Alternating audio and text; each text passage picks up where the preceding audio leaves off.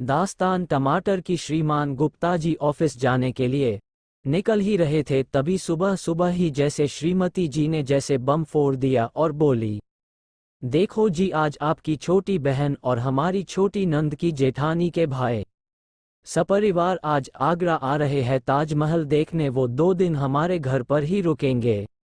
जब आ ही रहे हैं तो जाहिर सी बात है खाना पीना सब कुछ घर पर ही होगा। आपको तो पता ही है, जब वो पहली बार आए थे तो हमारे हाथ के खाने के दीवाने हो गए थे। वो भी खास तौर पर टमाटर सूप और टमाटर लहसुन की चटनी और राजमा चावल के। इस बार भी बोले हैं कि आपके हाथ के खाने की महक से ही खींचे चले आ रहे हैं। अब बताओ तो, घर आए मेहमान की खातिर तो करनी ही पड़ेगी। वैसे भी हमारे शास्त्रों में लिखा है अतिथि देवो भवः। मेहमानों की खातिर करना तो हमारा फर्ज बनता ही है, ऊपर से वो आपकी बहन के ससुराल से आए तो। खास तौर पर हमारे मायके से कोई आता तो हम थोड़ा बहुत इधर उधर कर भी लेते, पर ये तो ठहरे आपकी छोटी बहन के रिश्तेदार, जरा सी खातिरदारी में कमी हो गई तो हमें सालों तक सुनाती रहेंगी। वैसे भी वो बिन बादल बरसात जैसे कभी भी फट पड़ती हैं। अब हम नहीं जानते, आप जानो और आपका काम। हमें तो कम से कम 2.5 किलो टमाटर चाहिए ही चाहिए। खाना बनाने के लिए आप किस तरह इंतजाम करेंगे आप देखिए। कहकर पत्नी जी तो तुनक कर रसोई घर में चली गई और हम कलेजे पर पत्थर रखकर सब्जी मंडी की ओर चल दिए। रास्ते में सोचते जा रहे थे, 1 महीना हो गया टमाटर देखे हुए, अब तो दिखने में भी कैसा लगता होगा ये भी भूलने लगे हैं। मन ही मन टमाटर को कोस रहे थे कि मुआ टमाटर ना हुआ क्वीन एलिजाबेथ के मुकुट में लगा कोई हीरे हो गया।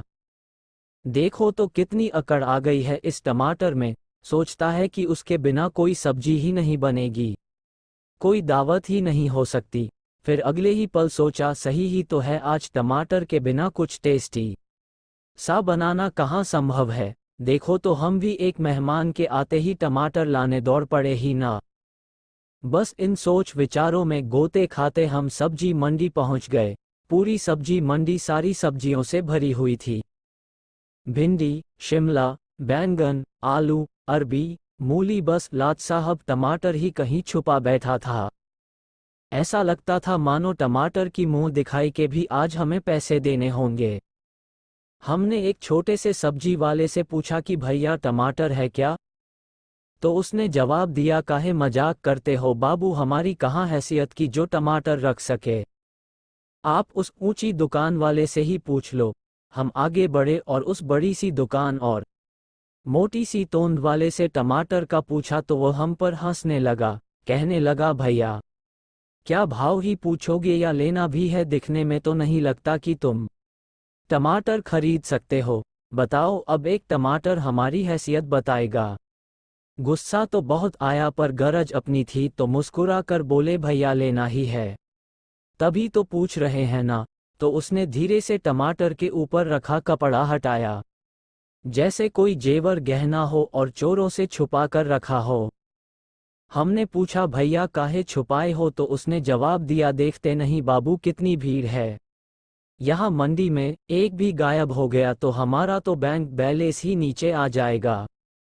और देखते नहीं आसपास बंदरों को ये नटखट भी आजकल सेब केला नहीं खाते, सिर्फ टमाटर ही खाते हैं। तो भैया बात ऐसी है कि इन सब की नज़र से बचाना तो पड़ेगा ही।